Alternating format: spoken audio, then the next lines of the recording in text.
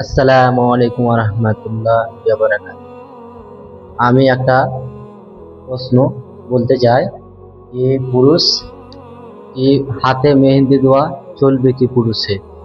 ওবারাকাত নাও, তুমি অনেক ভালো একটা প্রশ্ন করলে যে পুরুষ হাতে মেহেন্দি দিতে পাবে কিনা। তো আমরা এই সম্পর্কে জানবো যে রাসূলুল্লাহ সাল্লাল্লাহু আলাইহি সাল্লাম হাদিসে কি বলছেন। আমরা হাদিসের দিকে এগিয়ে যাব। যে রাসূলুল্লাহ সাল্লাল্লাহু আলাইহি সাল্লাম হাদিসের মধ্যে বলছেন যে লাআনা রাসূলুল্লাহিল মুতাসাব্বিহিনা মিনার রিজালি বিন নিসাই।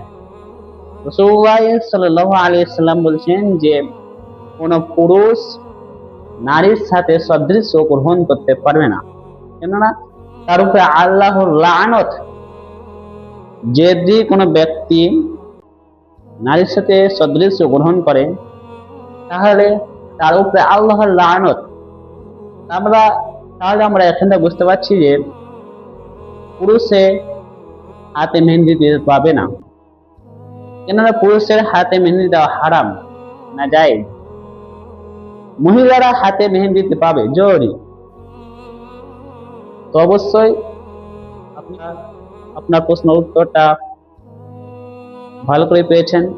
আসসালামু আলাইকুম ওয়া রাহমাতুল্লাহি ওয়া বারাকাতুহু।